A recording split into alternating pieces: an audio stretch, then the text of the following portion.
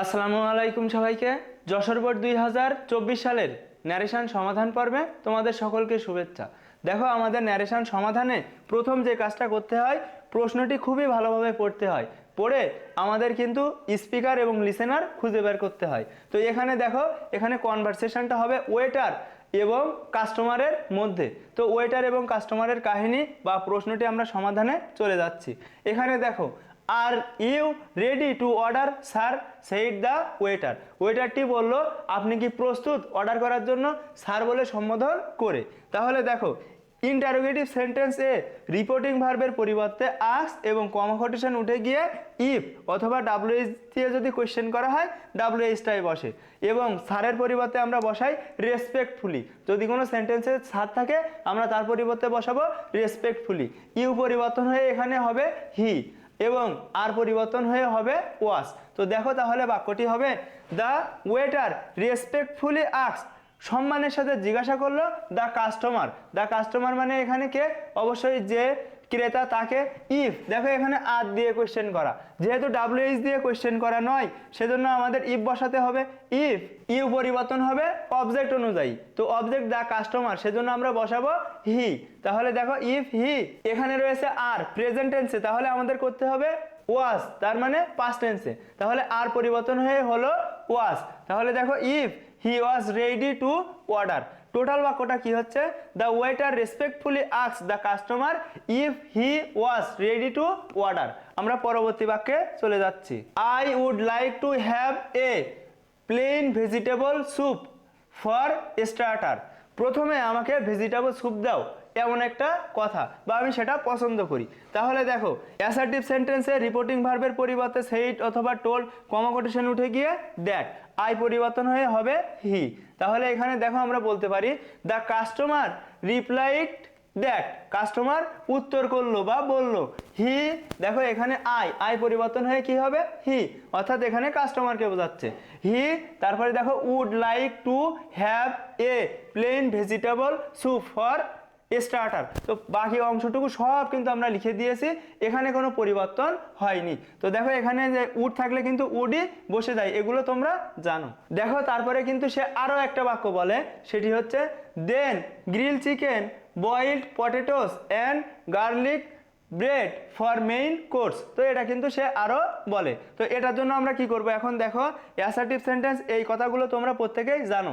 এখন দেখো, হি added that, যেহেতু এই আগেই কিন্তু সে একটা বাক্য বলেছিল, সে শুরুতে কি খাবে এবং মেইন কোর্সে কি খাবে, সেটা কিন্তু তার পরের বাক্যটা। সেজন্য আমরা বলেছি হি অ্যাডেড দ্যাট, সে আরো বললো। হি, এখানে সাবজেক্ট কি হবে? হি কিন্তু আমরা এখানে সাবজেক্ট হিসেবে বসিয়েছি কাকে? কাস্টমারকে। তাহলে he would like, he would like to, he would like to, অর্থাৎ সে পছন্দ করবে। আগের বাক্য থেকে আমরা এটা নিয়েছি। দেখো, এখানে would like to have a, এইগুলো কিন্তু আমরা, দেখো এইগুলো কিন্তু আমরা কি করেছি, এখানে কিন্তু আগে সেন্টেন্স থেকে নিয়েছি। তাহলে he added that he would like to have, দেখো গ্রিল চিকেন, গ্রিল চিকেন সে নিতে পছন্দ করবে। Boiled potatoes and garlic bread afterwards for main course, এবং পরবর্তীতে সে এই খাবারগুলো নিতে পছন্দ করবে। তো আশা করি এটা তোমরা বুঝতে পেরেছো। দেখো, এখানে কিন্তু সে দুইটা বাক্য পরপর বলেছে। I would like to have a plain vegetable soup for starter, সে শুরুতে এটা নেবে, এই একটা বাক্য, আর একটা বাক্য দেন, তারপর দেখো grill chicken, boiled potatoes and garlic bread for main course. তো এই দুইটা বাক্য বলেছে রিপ্লাইড দ্য কাস্টমার। তো এখানে কিন্তু আমরা দুইটা বাক্যের জন্য শেষের বাক্যটা কি বলেছি, দেখো হি অ্যাডেড দ্যাট, সে যুক্ত করলো। এবং দ্বিতীয় বাক্যে যেহেতু এখানে ভার্ব সংযুক্ত করা নেই, আগের ভার্ব থেকে আমরা নিয়ে বাক্যটা কমপ্লিট করেছি। এগুলো তোমরা আশা করি বুঝতে পেরেছো। তারপরে আমরা এখন পরবর্তীতে চলে যাচ্ছি। দেখো, এনিথিং ফর অ্যাসার্ট, অর্থাৎ মিষ্টান্ন কোনো কিছু লাগবে, এমন একটি কথা। তো দেখো, কাস্টমার কিন্তু আগেও অক্সিলারি ভার্ব দিয়ে কোশ্চেন করেছিল, সেজন্য এটাও আমরা অক্সিলারি ভার্ব হিসেবে কাউন্ট করব। অথবা অন্য অর্থে এটা কিন্তু ডাব্লিউএইচ ওয়ার্ড দিয়ে কোশ্চেন করা নেই, সেজন্য আমরা এই কোশ্চেনটার জন্য আমরা কিভাবে অ্যান্সার করব? অবশ্যই আমরা আস্ক নিয়ে আসব এবং এখানে দেখো ইফ নিয়ে আসব, কারণ এটা তো ডাব্লিউএইচ কোশ্চেন দিয়ে করা নয়। দ্য ওয়েটার এগেইন আস্কড, অর্থাৎ যে ওয়েটার সে কিন্তু আবারও জিজ্ঞাসা করলো। দেখো, এখানে আমরা দিব ইফ, দেখো কমা কোটেশন উঠে গিয়ে বসবে ইফ। তারপরে দেখো এখানে কি হবে, হি ওয়ান্টেড, সে কিছু চায় কিনা। He, if he wanted anything for dessert, সে মিষ্টান্ন হিসেবে কোনো কিছু চাই কিনা ওয়েটার আবারও জিজ্ঞাসা করলো। তোমরা যত বেশি প্র্যাকটিস করবে তত বেশি তোমাদের কাছে ইজি হবে। আসলে ন্যারেশন বেশি কঠিন না, আমরা প্র্যাকটিস করি না বলে আমাদের কাছে কঠিন লাগে। তারপরে দেখো, just a scoop of ice cream please said the customer, এবং কাস্টমার বলল দয়া করে 1 কাপ স্কুপ আইসক্রিম আমাকে এনে দাও। তাহলে এখানে দেখো অ্যাসার্টিভ সেন্টেন্স, এই কথাগুলো সব তোমরা জানো।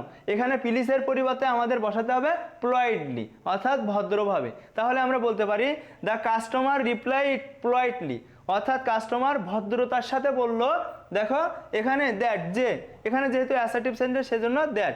হি ওয়ান্টেড, সে চাই। হি ওয়ান্টেড মানে কি, সে চাই। দেখো এখানে হি ওয়ান্টেড আমরা কিন্তু নিজেদের মতো তৈরি করে নিয়েছি, কারণ সে চেয়েছে। আমরা এই প্যাসেজটা বোঝে, এখানে কিন্তু কোনো ভার্বই নেই। তো দেখো এখানে এই সেন্টেন্সটায় ভার্ব নেই, কিন্তু আমরা তৈরি করে নিয়েছি, এমন কিন্তু তোমাদের তৈরি করতে হবে। দেখো হি ওয়ান্টেড, সে চাই, just a scoop of ice cream, সে শুধুমাত্র 1 স্কুপ আইসক্রিম চাই। তাহলে এটাই কিন্তু আমাদের যশোর বোর্ড 2024 সালে আসা ন্যারেশনের সমাধানটি।